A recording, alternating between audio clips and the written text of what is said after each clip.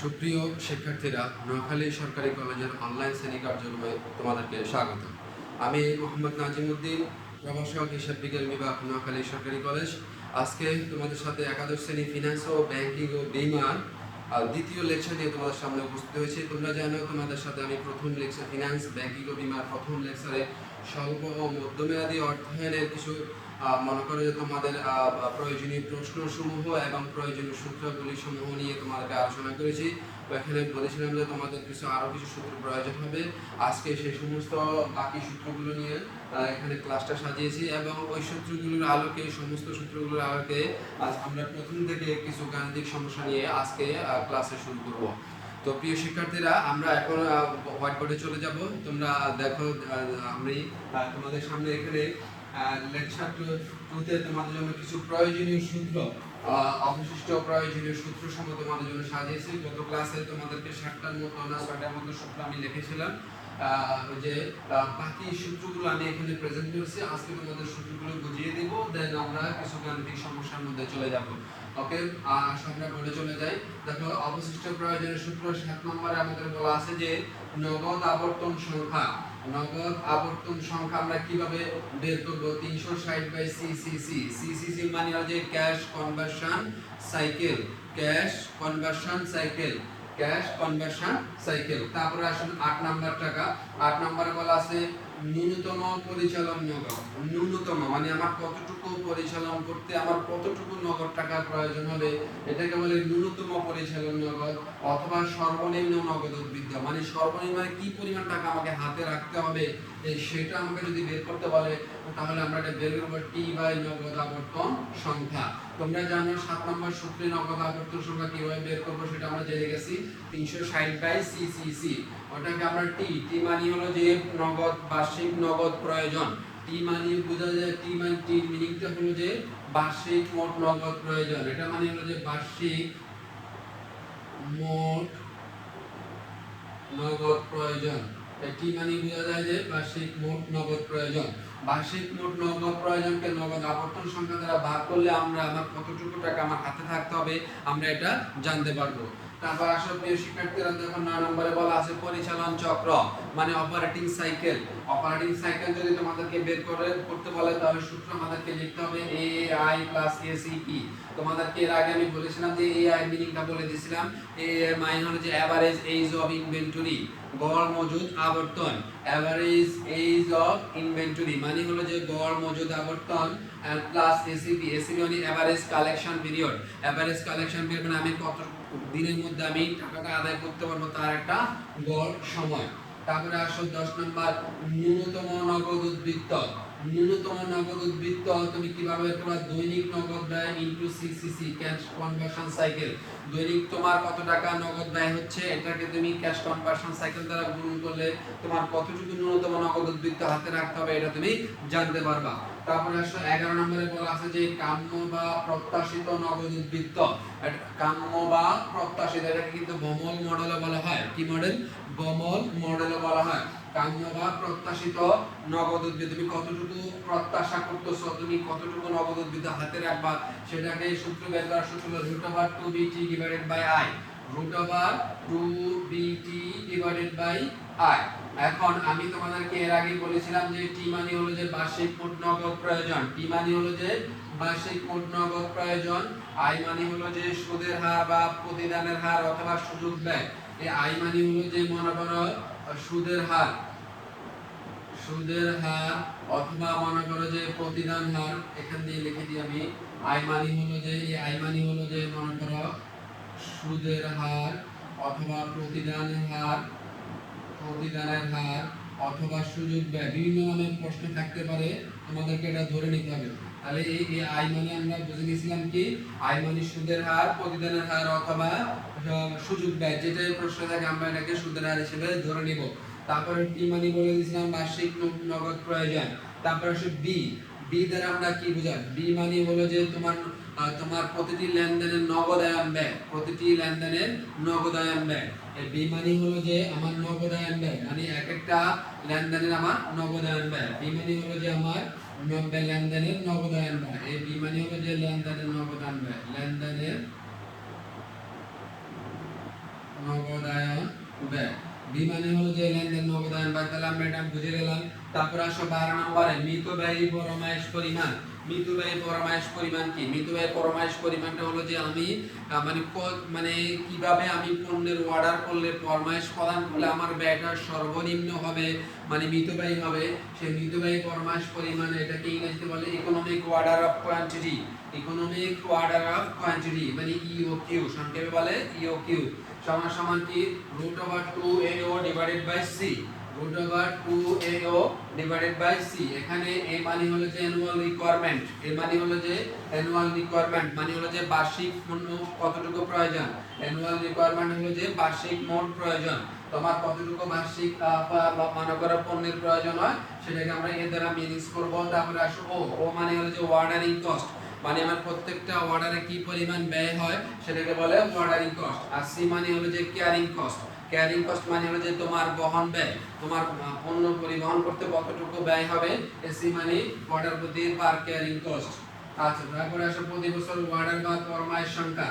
প্রতি বছর তুমি যদি কতটুকু অর্ডার করবা, কতবার ফরমায়েশ প্রদান করবা, সেটা যদি নির্ণয় করতে বলে সেক্ষেত্রে তোমাকে সূত্র দিতে হবে এ ডিভাইডেড বাই ইওকিউ। এ মানে আবার বলছি অ্যানুয়াল রিকোয়ারমেন্ট মানে বার্ষিক প্রয়োজন, ইওকিউ মানে মিতব্যয়ী ফরমায়েশ পরিমাণ।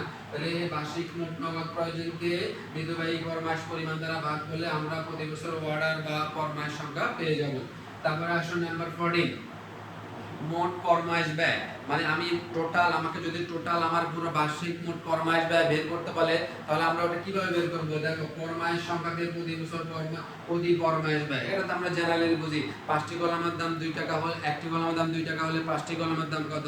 মনে করো যে কি করে, তাহলে 5 কে মনে করো প্রতিটি কলমের দাম দ্বারা গুণ করলে আমরা টোটাল ব্যয়টা পেয়ে যাই, মূল্যটা পেয়ে যায়। এখানে মোট ফরমায়েশ ব্যয় এরকম, আমার টোটাল ফরমায়েশ সংখ্যা কতটি, একটা ফরমায়েশের ব্যয় কত, ওটা দ্বারা গুণ করলে মোট ফরমায়েশ ব্যয় আমরা পেয়ে যাব।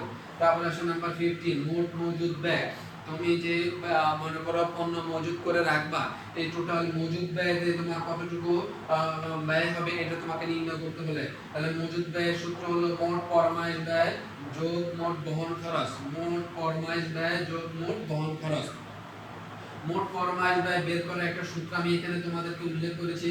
তোমাদের মোট মজুদ ব্যয় নির্ণয় করার মূল সূত্র হলো মোট ফরমায়েশ ব্যয়ের সাথে, মোট ফরমায়েশ ব্যয় আমরা কিভাবে পাই? ফরমায়েশ সংখ্যাকে প্রতি ফরমায়েশ ব্যয় দ্বারা গুণ করলে মোট ফরমায়েশ ব্যয় পাই। তাহলে মোট ফরমায়েশ ব্যয়কে মোট বহন খরচ দ্বারা, মোট বহন খরচ দ্বারা যোগ করলে আমরা কি মোট মজুদ ব্যয় পেয়ে যাই।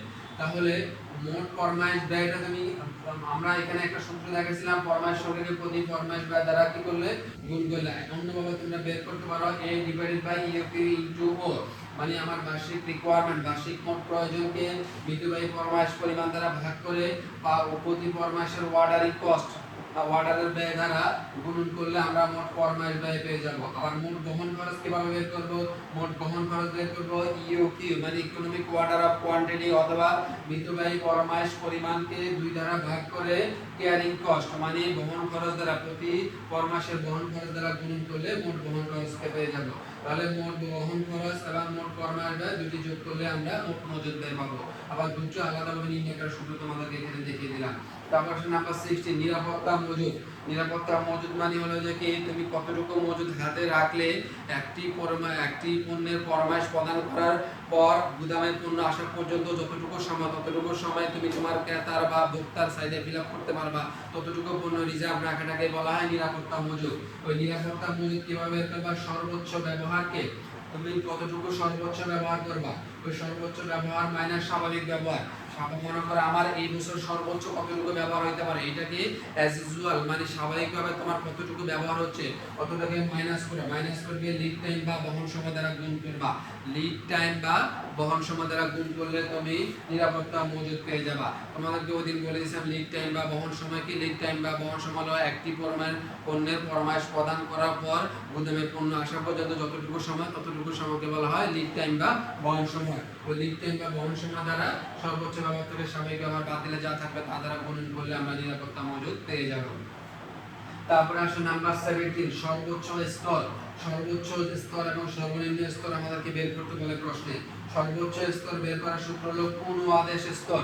কোন আদেশ স্তর মাইনাস সর্বনিম্ন ব্যবহার গুণন সর্বনিম্ন বহন সময় যোগ কোন আদেশ পরিমাণ। তাহলে পূর্ণ আদেশ স্তর আমাদেরকে বের করা শিখতে হবে। এটা আমি তোমাদেরকে নাম্বার 19 তোমাদেরকে দেখাইছিলাম যে পূর্ণ আদেশ স্তর তোমরা কিভাবে বের করবা। সর্বোচ্চ স্তর ব্যবহার করার সূত্র হলো পূর্ণ আদেশ স্তর থেকে আমাকে মাইনাস করতে হবে সর্বনিম্ন ব্যবহার ইনটু সর্বনিম্ন বহন সময়। সর্বনিম্ন ব্যবহারকে সর্বনিম্ন বহন সময় দ্বারা গুণ করে পূর্ণ আদেশ স্তর থেকে এটা আমাকে মাইনাস করতে হবে। মাইনাস করার পর দেন আমাকে পূর্ণ আদেশ পরিমাণ যেটা প্রশ্ন দেওয়া থাকবে এটা আমাকে কি করতে হবে, যোগ করতে হবে। যোগ করলে আমরা সর্বোচ্চ ব্যবহারটা পেয়ে যাব। তারপর আসলে সর্বনিম্ন স্তর। সর্বনিম্ন স্তর যদি বের করতে বলে আগের মতো পূর্ণ আদেশ স্তর আমার শুরুতে আনতে হবে। পূর্ণ আদেশ স্তর কিভাবে বের করব এটা আমরা নাম্বার 19 এ দেখাইছি পূর্ণ আদেশ স্তর কিভাবে বের করব। দেন এখান থেকে তোমার স্বাভাবিক ব্যবহার থেকে স্বাভাবিক বহন সময়, স্বাভাবিক ব্যবহারকে স্বাভাবিক বহন সময় দ্বারা গুণ করে পূর্ণ আদেশ স্তর থেকে বিয়োগ করলে আমরা সর্বনিম্ন স্তরটা পেয়ে যাব। আবারও বলতেছি পূর্ণ আদেশ স্তর থেকে স্বাভাবিক ব্যবহার এবং স্বাভাবিক বহন সময়কে গুণ করে মাইনাস করলে আমরা সর্বনিম্ন স্তর পেয়ে যাব। এখন সর্বোচ্চ স্তর এবং সর্বনিম্ন ব্যবহার সর্বনিম্ন স্তর দুইটি বের করতে আমাদের কি প্রয়োজন হবে, দুইটি বের করতে আমাদের প্রয়োজন হবে পূর্ণ আদেশ স্তর। তাহলে পূর্ণ আদেশ স্তর কিভাবে বের করব, দেখো নাম্বার 19 এ দেখাইছিলাম তোমাদেরকে সর্বোচ্চ ব্যবহার। দেখো প্রশ্ন বলা আছে যে সর্বোচ্চ ব্যবহার ইনটু বহন সময় যোগ নিরাপত্তা মজুদ, যোগ নিরাপত্তা মজুদ। সর্বোচ্চ পূর্ণ আদেশ স্তর মানে তুমি একটা পণ্যের অর্ডারিং দেওয়ার পর কতটুকু পণ্যের অর্ডার প্রদান করবা, মানে কখন তুমি পণ্যের অর্ডার প্রদান করবা, মানে কোন কখন ফরমাইশ প্রদান করবা, ওই ফরমাইশের স্তর কতটুকু হবে সেটাকে বলে পূর্ণ আদেশ স্তর। ওই স্তরটা কিভাবে করবা, সর্বোচ্চ ব্যবহারকে বহন সময় দ্বারা গুণ করতে হবে। গুণ করে মনে করে এটার সাথে নিরাপত্তা মজুদ যোগ করতে হবে। নিরাপত্তা মজুদ কখন যোগ করবা, যদি প্রশ্নে আমার নিরাপত্তা মজুদ থাকে দেন তখন আমাকে নিরাপত্তা মজুদ যোগ করতে হবে। আর যদি নিরাপত্তা মজুদ না থাকে তাহলে আমাকে সূত্র হবে সর্বোচ্চ ব্যবহার ইনটু সর্বোচ্চ বহন সময় দিয়ে আমার শেষ করে দিতে হবে। যদি প্রশ্নে নিরাপত্তা মজুদ থাকে তাহলে এটার সাথে আমাকে নিরাপত্তা মজুদ যোগ করতে হবে। যদি নিরাপত্তা মজুদ না থাকে তাহলে আমার সূত্র প্রথম অংশটুকু সর্বোচ্চ ব্যবহার ইনটু সর্বোচ্চ বহন সময়। ওকে, অথবা তোমরা এইভাবে বের করতে পারো দৈনিক গড় ব্যবহারকে লিড টাইম দ্বারা গুণ করে এর সাথে নিরাপত্তা মজুদ যোগ করতে পারো।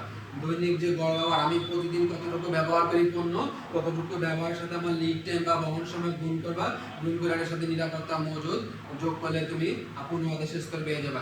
এখন প্রশ্ন আমি কোন সূত্র ব্যবহার করব, আমার প্রশ্নে যে তথ্যগুলো দেওয়া থাকবে তথ্যের আলোকে আমাকে সূত্র ব্যবহার করতে হবে। প্রশ্ন যদি আমার নিরাপত্তা মজুদ থাকে এবং সর্বোচ্চ ব্যবহার বা বহন সময় থাকে সেক্ষেত্রে আমার সূত্র প্রথমটা, যদি আমার নিরাপত্তা মজুদ না থাকে সর্বোচ্চ ব্যবহার এবং বহন সময় থাকে তাহলে সূত্র দ্বিতীয়টা, যদি সর্বোচ্চ ব্যবহার আমার না থাকে সেক্ষেত্রে আমার সূত্র তৃতীয়টা। দৈনিক গড় ব্যবহারকে বহন সময় দ্বারা গুণ করে নিরাপত্তা মজুদ যোগ করে দিলে আমরা পেয়ে যাব। এখন আসো আমরা কিছু আমাদের সূত্র মোটামুটি টোটাল 19টা সূত্র তোমাদেরকে আমি এই চ্যাপ্টারের জন্য সাজিয়ে দিয়েছি। এখন আমরা এই সূত্রগুলোর আলোকে আমরা কিছু গাণিতিক সমস্যা করব। তোমাদের সামনে আমি দুইটি গাণিতিক সমস্যা এখানে উল্লেখ করলাম। আজকে দুইটি গাণিতিক সমস্যা তোমাদেরকে আমি এখানে সমাধান করে দেব। তো প্রিয় শিক্ষার্থীরা দেখো, সমস্যা 1 আমি বলেছিলাম যে নিম্নলিখিত শর্তের ক্ষেত্রে ব্যবসায় ঋণের ব্যয় নির্ণয় করো। নাম্বার রোমান সংখ্যা 1 দিয়ে বলছে 1 10 নিট 20, দ্বিতীয় বলছে 2 10 নিট 60। এখন আসো এটা দ্বারা কি বোঝাচ্ছ, এখন আমাকে বুঝতে হবে প্রথমে আমাকে কি নির্ণয় করতে বলছে। প্রথমে আমাকে যে ব্যবসায় ঋণের ব্যয় নির্ণয় করো। ব্যবসায় ঋণের ব্যয় নির্ণয় আমি যখন প্রথম সূত্রটা তোমাদের নাম্বার 1 সূত্রটা দেখবা, প্রথম সূত্র লিখে দিয়েছিলাম ব্যবসায় ঋণের ব্যয় নির্ণয়ের সূত্রটা। প্রথম সূত্রটা কি লিখেছিলাম যে CDR divided by 100 minus CDR into 360 by CP minus DP whole into 100। এখন আসো তাহলে আমরা ওই সূত্রের আলোকে আমরা এটা ব্যাখ্যা করব। তাহলে দেখো সমস্যা 1 এর সমাধান। এখন ব্যবসায় ঋণের ব্যয় সমান সমান CDR divided by 100 minus CDR into 360 by CP minus DP whole into 100। এখন আসো তুমি CDR দ্বারা কি বুঝো, CDR দ্বারা হলো নগদ বাট্টার হার বা ক্যাশ, ইংরেজিতে বলে ক্যাশ ডিসকাউন্টেড। এখানে মনে করো এখানে CDR মানে হলো নগদ বাট্টার হার। নগদ বাট্টার হার কত, 110 দ্বারা কি বোঝো, 110 দ্বারা বোঝায় যদি আমি 10 দিনের ভিতরে টাকাটা পরিশোধ করে দিই সেক্ষেত্রে আমি 1% বাট্টা পাবো। নিট 20 মানে আমাকে টাকাটা 20 দিনের ভিতরে পেমেন্ট করতে হবে। তাহলে 110 মানে হলো 10 দিনের ভিতরে যদি পেমেন্ট করি আমি টাকাটা, তাহলে 1% বারটা পাবো। তাহলে নগদ বারটা হার কত পার্সেন্ট? আমার নগদ বারটা হার হলো আমার 1%। তারপরে আসো আমার বলা আছে যে কি সিডিআর গেল সিপি। সিপি মানে হলো যে ক্রেডিট পিরিয়ড। ক্রেডিট পিরিয়ড মানে হলো যে ঋণের মেয়াদ। ঋণের মেয়াদ, ঋণের মেয়াদ দেখো, ঋণের মেয়াদ কতদিন? ক্রেডিট পিরিয়ড আমার কতদিন? ক্রেডিট পিরিয়ড আমাকে বলছে নিড 20, আমাকে অবশ্যই 20 দিনের ভিতরে পরিশোধ করতে হবে। তাহলে ঋণের মেয়াদ হলো যে আমার 20 দিন। 20 দিন, এই 20 দিনের ভিতরে আমাকে অবশ্যই টাকাটা পেমেন্ট করতে হবে। সিপি মানে ক্রেডিট পিরিয়ড, বাংলা বলে ঋণের মেয়াদ। তারপরে ডিপি। ডিপি মানে হলো যে ডিসকাউন্ট পিরিয়ড। ডিসকাউন্ট পিরিয়ড মানে বাট্টা, ডিসকাউন্ট পিরিয়ড মানে বাট্টার সময়ের হার। ডিসকাউন্ট পিরিয়ড মানে বাট্টার সময়ের হার। বাট্টার সময়ের, দেখো ডিসকাউন্ট পিরিয়ড বাট্টার সময়ের হার সমান সমান কত পার্সেন্ট? দেখো মনে করো বাট্টার সময়ের সময়, বাট্টার সময়ের হার বা বাট্টার সময়ের দিন, যেটাই বলি অসুবিধা নেই, বাট্টার সময়ের দিন কত, মানে কতটুকু সময়ের মধ্যে আমি বাট্টার পাবো? ডিসকাউন্ট পিরিয়ড মানে 10 দিন, মানে 10 দিনের ভিতরে যদি আমি পেমেন্ট করি তাহলে মনে করো আমি 1% বাট্টা পাবো। তাহলে আমার বাট্টার সময়ের দিন হলো কত? 10 দিন। 10 দিনের ভিতরে পেমেন্ট করলে আমি বাট্টাটা পাবো, তাহলে এখানে হবে 10 দিন। আর বাকি তথ্যগুলো তো আমার আছে, তাহলে আমি অঙ্কটার মধ্যে সাজাই, মানগুলো এখানে বসিয়ে বা মানগুলো সূত্রে বসিয়ে পাই, সূত্রে বসিয়ে পাই। কি পাই দেখো, সিডিআর মানে পাইলাম প্রথম 1, তারপরে 100 minus 1 into 360 by credit period আমার 20 দিন, ডিসকাউন্ট পিরিয়ড 10 দিন ইনটু 100। এখন দেখো আমার 100 থেকে 1 গেলে 99 ইনটু 360 বাই 20 থেকে 10 গেলে 10 ইনটু 100। তাহলে 99, এখানে মনে করো থাকে 36, তাহলে এটাকে যদি আমরা 199 দ্বারা যদি ভাগ করি তাহলে 0.01011010 ইনটু 360 কে 10 দ্বারা ভাগ করলে আমার কত বের হবে? 36 গুণন 100 গুণ করলে হবে আমার 36.36%।